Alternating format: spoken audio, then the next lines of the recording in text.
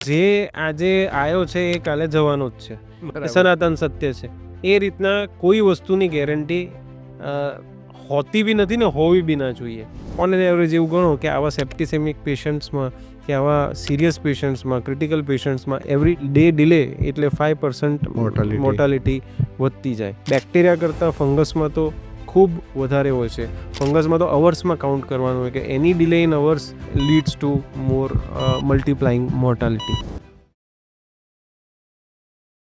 હવે હું તમને એક પૂછવા માંગીશ કે જ્યારે આવા એમડીઆર કે એક્સડીઆર પ્રકારના બેક્ટેરિયા આવે તો એનામાં તમે જોતા હશો કે બધા સેન્સિટિવિટી રિપોર્ટમાં રેઝિસ્ટન્ટ લખેલું આવે. તો એનામાં આગળ આપણે કોઈ રિપોર્ટ્સ છે જે કરી શકીએ કે કંઈ જાણી શકીએ એના વિશે ને કોઈ થેરાપી કે એક્સ્ટ્રા જે રિઝર્વ્ડ મેડિસિન છે એન્ટિબાયોટિક્સ એ આપી શકીએ એના વિશે તમે કંઈ જણાવી શકો? હવે જે આપણે 5-7 વર્ષ પહેલાં જે કલ્ચર રિપોર્ટ્સ જોતા હતા અને આજના ટાઈમમાં જે કલ્ચર રિપોર્ટ્સ જોઈએ છે તો આપણા ઘણા બધા ડૉક્ટર મિત્રોને ખ્યાલ જ હશે કે પહેલાં એસ કે સેન્સિટિવ વધારે જોવા મળતા હતા. આજના જમાનામાં રેઝિસ્ટન્સ કે ઇનઇફેક્ટિવ મેડિસિન્સ છે આ બેક્ટેરિયા પર, એવા રિપોર્ટ્સ વધારે જોવા મળે છે. એટલે દુનિયામાં લિમિટેડ જ રિસોર્સિસ છે, લિમિટેડ જ વેપન્સ છે કે એન્ટિબાયોટિક્સ છે. હવે એ જો અસર ન કરે તો આગળ શું? એટલે હવે જેમ સાયન્સે પ્રોગ્રેસ કર્યું છે એવી રીતના અમુક જેનેટિક ટેસ્ટ થતા હોય છે. બેક્ટેરિયાના છે જેનેટિક્સ. બેક્ટેરિયાના જેનેટિક્સ કે ઓકે. જેને કાર્બા આર નામનું ટેસ્ટ કહેવામાં આવે છે કે જેનાથી ઇવન જે મેરોપેનમ કે એમિપેનમ કે જે આપણા કાર્બાપેનમ્સ છે, જે ગ્રામ નેગેટિવ બેક્ટેરિયા માટે સૌથી બેસ્ટ વેપન છે. ઇમ્પોર્ટન્ટ વેપન છે કે બેસ્ટ વેપન છે, એ ઓવર ધ પીરિયડ એની અસર ઓછી થઈ ગઈ છે. એટલે એની સામે કાર્બાપેનમેઝ નામનું એક એન્ઝાઇમ બેક્ટેરિયા બનાવે છે કે એ એન્ઝાઇમ એ વેપનને તોડી કાઢે એટલે મેરોપેનમ ઇનઇફેક્ટિવ થઈ જાય. એટલે એની સામે પછી કાર્બા આર નામના ટેસ્ટ હોય છે કે જે કાર્બાપેનમેઝ પ્રોડ્યુસિંગ હોય છે. હવે એ આપણને આઈડેન્ટિફાઈ કરી શકીએ કે એમાં ઓક્સા છે કે એનડીએમ છે, બરાબર. અને એના બેઝ ઉપર આપણે નવા કે અમુક કમ્બાઈન થેરાપી. કમ્બાઈન થેરાપી આપણે ડિફાઇન કરી શકીએ. ફોર એક્ઝામ્પલ એમાં કોલિસ્ટિન એડ કરવી કે કેમ. પછી જે સેફ્ટાઝિડિમ એસ્ટ્યુનમ અને સેફ્ટાઝિડિમ એવિબેક્ટમ અને એસ્ટ્યુનમનું જે કોમ્બિનેશન આવે એ આપણે સિનર્જી ટેસ્ટથી ચેક કરી શકીએ. તો એનાથી આપણને જે ક્લેપ્સેલા કે જે ઇકોલાઈ નામના જે બેક્ટેરિયાસ છે કે જે આપણા ઇન્ડિયામાં વધારે કોમન છે બહાર કરતાં, તો એની સામે બી આપણે આ નવા ટેસ્ટ સાથે એનું આપણે ચેક કરીને એને આપણે ટ્રીટમેન્ટ આપી શકતા હોઈએ છીએ. આપણી પાસે હ્યુમન પાસે બધા જ પ્રકારના ટેસ્ટ છે અત્યારે, સાયન્સ પાસે બધા જ પ્રકારના વેપન્સ છે. હવે હું તમને કહું કે સાહેબ મારી પાસે તો 2 કરોડ રૂપિયા છે, ગેરંટી આ મટાડી આપો. તો આવી કોઈ ગેરંટીઓ તમે આપી શકો આવા બેક્ટેરિયલ ઇન્ફેક્શનમાં? જૂના જમાનામાં એવું હતું ને કે રાવણને એવું હતું કે હું અમર થઈ જાઉં. એટલે એ પ્રમાણેનો પ્રશ્ન છે કે જે આજે આવ્યો છે એ કાલે જવાનો જ છે. એ બરાબર. સનાતન સત્ય છે. એ રીતના કોઈ વસ્તુની ગેરંટી હોતી બી નથી ને હોવી બી ના જોઈએ. આજકાલ તો તમે બજારમાં નોન લિવિંગ વસ્તુ બી લેવા જાઓ ને તો એમાંય ગેરંટી હટાઈને વોરંટી લખે છે.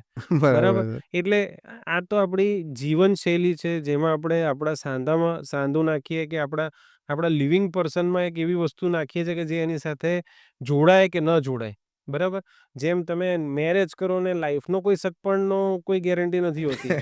It all depends upon the mutual thing. એવી રીતના આમાં બી એવું હોય છે કે 100% ગેરંટી કોઈમાં નથી. પણ હા, પ્રોટોકોલ પ્રમાણે જાઓ તો નિયર ટુ 100% એટલે પર્સન્ટના બદલે પર્સન્ટાઇલ ઉપર આવીએ. ઓકે. બરાબર. એટલે more than 95% if your success is there તો 100%. આપણે પોતે આપણા કારકિર્દીમાં કેટલી વાર 100માંથી 100 માર્ક્સ લાવ્યા છીએ. ભલે આપણે નેવર બધા પોસિબલ. ડોક્ટર્સ છે. નેવર એ પોસિબલ. પોસિબલ જ નથી. હા, નેવર એટલે we possible. Need to be best. We cannot be યાની 100% સક્સેસફુલ ઓર પરફેક્ટ. એ રીતના છે. આ બધા જે પેશન્ટ્સ હોય છે એમાં 2-4% પેશન્ટ્સને લાઈફ થ્રેટનિંગ ઇશ્યુઝ થતા હોય છે. સો ઘણીવાર અનફોર્ચ્યુનેટલી પેશન્ટનું ડિમાઇસ પણ થઈ જાય છે.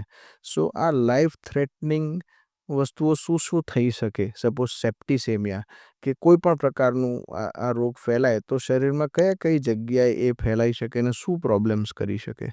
કોઈ બી બોન જોઈન્ટ ઇન્ફેક્શન કે કોઈ બી ઇમ્પ્લાન્ટ રિલેટેડ ઇન્ફેક્શન ક્યારે બી થાય તો એની સાથે સાથે અમે એ જોતા હોઈએ છીએ કે એના સિસ્ટમિક સાઇન્સ કેવા છે.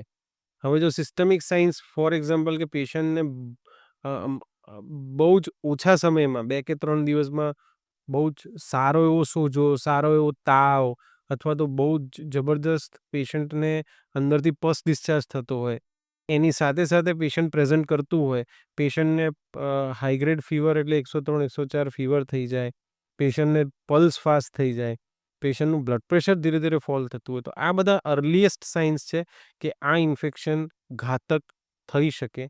એવા ઇન્ફેક્શનમાં આપણે એને તાત્કાલિક એને પેશન્ટને એડમિટ કરીને બ્લડના કલ્ચર્સ લઈને ઓર્ગેનિઝમ આઈડેન્ટિફાય કરીને એની ટ્રીટમેન્ટ કરીએ તો રાઈટ ટાઈમે પેશન્ટ ક્લિયર કે બહાર આવી શકે, એને સ્ટેબિલાઇઝ કરીને પછી આગળનું સોર્સ કંટ્રોલ કરવાનું હોય.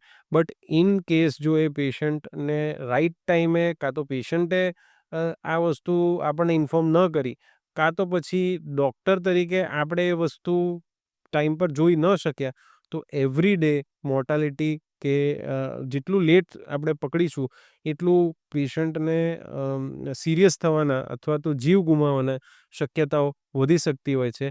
ઓન એન એવરેજ એવું ગણો કે આવા સેપ્ટિસેમિક પેશન્ટ્સમાં કે આવા સિરિયસ પેશન્ટ્સમાં, ક્રિટિકલ પેશન્ટ્સમાં every day 5% every day delay એટલે 5% મોર્ટાલિટી. મોર્ટાલિટી વધતી જાય એવું બને. અને બેક્ટેરિયા કરતાં ફંગસમાં તો ખૂબ વધારે હોય છે. ફંગસમાં તો અવર્સમાં કાઉન્ટ કરવાનું હોય કે એની delay in hours leads to more multiplying mortality. કોઈ પણ ઇન્ફેક્શન થાય ત્યારે આપણે can we put a blame કે ભાઈ ના આ તે ધ્યાન નહીં રાખ્યું એટલે ઇન્ફેક્શન થયું, કે આ પેશન્ટ છે જેને આટલી બધી રિસ્ક છે કે ભાઈ ભારે શરીર છે ને ડાયાબિટીસ છે ને બધું છે ને ફરાણું ઢીકણું ને માવા ખાય છે કે પગમાં ઓલરેડી એને અલ્સર થયેલા છે, કે can we put a blame કે ના ભાઈ આ ડૉક્ટરની બેદરકારીને કારણે ઇન્ફેક્શન થયું છે, એવું કઈ રીતે આપણે કોઈ ચેક કરી શકીએ ખરા? સી બ્લેમ આ કેવું છે કે આ એકવાર સાંધો આપણે નાખતા હોઈએ છીએ તો એ એક સહિયારી જવાબદારી છે. બરાબર? સો જે સાંધો આપણે નાખીએ છીએ ઓબ્વિયસલી એમાં આપણે પૂરેપૂરું એમાં પ્રયત્ન એ જ કન્સેન્ટ તો રાખીએ. લઈએ જ છીએ, એક તો કન્સેન્ટ લઈએ છીએ, સમજાવીએ છીએ પ્લસ આપણે પૂરા એસેપ્ટિક પ્રિકોશન્સ રાખીએ. 100%. ઓટીમાં જેમ બાકી બધાના થતા હોય એમ યુનિવર્સલ પ્રિકોશન્સ યુનિવર્સલ એ બધા જ રીતના આપણે ફોલો રાખીએ. કરતા હોઈએ. હવે જો ક્યાંય કોઈ બેદરકારી હોય તો એકને કેમ થાય? બધાને ન થાય? સમજી એ ગયો. દિવસે એક જ એ સર્જરી તો હોતી નથી, કાં તો એ જ થિયેટરમાં 2-3 સર્જરી તમે એક દિવસમાં કરો, કાં તો પછી રોજ તમે કરતા હો તો રોજ ભલે એક હોય પણ એ સિરિયલી તમારે ઇન્ફેક્શન્સ થતા હોય તો પછી કોઈ વિચારી બેદરકારીની વાત કહેવાય. વિચારવામાં આવે. કોઈ બી ઇન્ફેક્શન હોય ને એમાં અમે તો કેવું કહેતા હોય કે જ્યારે તમે એકવાર તમે ચામડીને ચેકો મારો એટલે ચામડી તમારો કવચ છે. તમે એને ચેકો મારો એટલે તમારી એ કવચ તમારું ખુલ્યું. એમાં તમે કોઈ સારી વસ્તુ નાખવા જાઓ છો તો પછી કોઈ બી બિનજરૂરી વસ્તુ એમાં ઘૂસી શકે છે જ્યાં સુધી ટાંકા પૂરા રૂજ ન આવે ત્યાં સુધી. It's a cross border terrorism. તમે સમજો કે બોર્ડર ઉપર જેમ બોર્ડર સિક્યોરિટી ફોર્સ હોય પણ ત્યાંથી બી ઘૂસપેઠ થઈને ટેરરિસ્ટ આવી શકે, એવી રીતના સ્મગલ થઈને ક્યારેય બી ઇન્ફેક્શન અંદર ઘૂસી શકે. એમાં ઇવન ઘરે ગયા પછી બી પેશન્ટે જે રીતના ડૉક્ટરે સમજાવેલ હોય એ રીતના પૂરતો ધ્યાન રાખવો જ પડે. અને કોઈ બી જગ્યાએથી આવી શકે. મોટાભાગના પેશન્ટ્સને કેવું હોય કે પેશાબમાં તો નાના મોટા ઇન્ફેક્શન્સ હોય અને એ પેશાબ અને સંડાસની જે વસ્તુ હોય એ ત્યાં ચોંટી જાય અને ત્યાંથી ઇન્ફેક્શન થઈ લાગી શકતો શકે. હોય છે. એટલે સમજી ગયો. ઇટ્સ નોટ કે ભાઈ ચેકો માર્યો એટલે હોસ્પિટલમાંથી જ ઇન્ફેક્શન આવ્યું. Can come from hospital, it can come from community. બરાબર? પણ કેમ થયું એના કરતાં કઈ રીતના સારું થશે એના ઉપર ફોકસ કરશું તો સક્સેસ રેટ અચીવ આ બહુ થશે. સારી વાત કીધી કે અનફોર્ચ્યુનેટ ઇવેન્ટ છે કે કોઈ પણ XYZ માણસને ઇન્ફેક્શન થયું એનાથી પેશન્ટ હેરાન થાય છે, ડૉક્ટર પણ હેરાન થાય છે. બંને એક સહિયારી ભાગીદારીમાં છે અને બંને પૂરા પ્રયત્ન કરે છે. પણ it is very difficult to tell from where it is કેમ, બિકોઝ હું તો એવું જ માનું છું કે નરી આંખે તમે બેક્ટેરિયાને નથી જોઈ શકતા અને લાખો બેક્ટેરિયા તમારા ચામડી પર જીવતા જ હોય છે. હવે તેમ છતાં ઇન્ફેક્શન થયું તો you just have to understand કે એ તમારું નસીબ છે. હવે આ આ જે સહિયારી ભાગીદારીમાં ઘણી બધી વાર આપણે જોતા હોઈએ છીએ આજકાલ કે ભાઈ ઇન્ફેક્શન બહુ સક્સેસફુલી અમુક લોકો ટ્રીટ કરી શકે છે.